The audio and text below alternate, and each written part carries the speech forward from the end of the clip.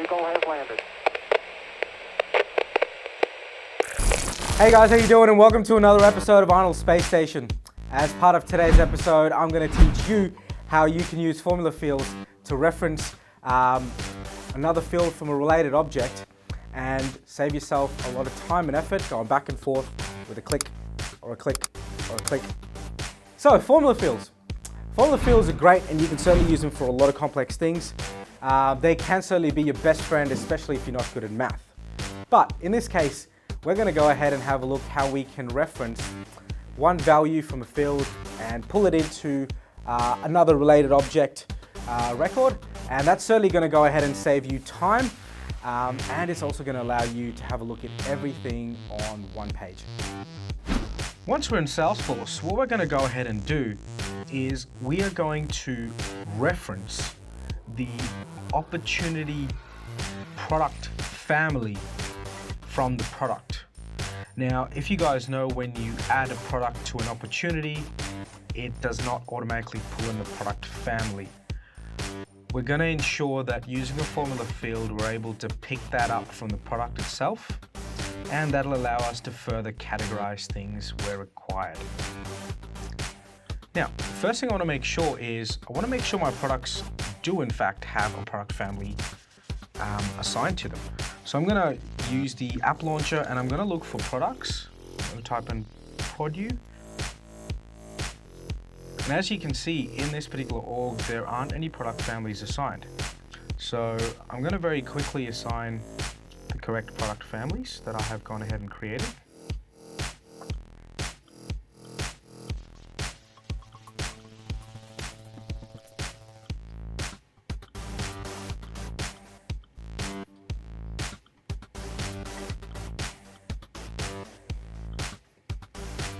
Great. That's a great use, I think, of list views in Lightning. Now that we have our product families added to the product, we are then going to navigate to the backend setup using the setup of the cogwheel. So I'm going to click on that, and then I'm then going to go into setup. Now, once the tab loads up, we're going to navigate to Object Manager. And we're going to go ahead to the opportunity product object, and we're going to create a brand new field. Now in here, if you scroll down, you'll notice there is no product family. So I'm going to add a new field. I'm then going to select the data type for it to be a formula and click next. I'm going to call this particular field product family and allow Salesforce to automatically put in the API name. The result of this should be a text. As you guys can see, there is no pick list value, so it will print as text. We're going to click next. Now, if you do happen to come to the formula page and you're in simple formula in that tab, ensure you navigate to the advanced formula page. And this way you'll get the insert field. So we're going to go ahead and click insert field. Now, what you'll notice is we need to try and find the product. Oh, but wait a minute. The product doesn't exist in here. There's no direct relationship between the opportunity product and the product. The way that relationship works is it is through the price book. So you'll notice there is something called price book entry ID, and that's just the ID. Where we need to go is we need to go to the one that has this particular sign on it. It's almost like it is a greater than sign. It actually is the relationship field, not just the ID, and that'll allow us to drill down further. So we're going to go into the price book entry, and then in here, voila, we have got product. So we're going to go into the product as well. Again, we're going to go down 2 layers. And then in here, we're going to pick the product family. So you'll notice the API name is actually through the price book entry, and then the product 2, and then the family. So we're going to click and put that in. Now, I'm going to click check syntax. It's always a good thing to check whether the formula and the reference you've put in there will in fact work. If it doesn't work, Salesforce will not let you proceed to go ahead and fill out or even create this field. I'm going to click check syntax. Oh, we do have a bit of a problem. So now you'll notice that this is asking, and it's saying that it's a pick list value field. It can't really populate it. So what we need to do is we need to add text before it, and we need to put the field in brackets.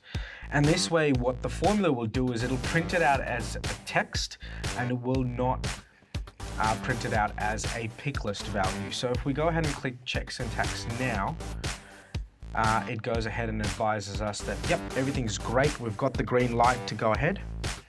So I'm going to add a description. Used to pull in product family to op product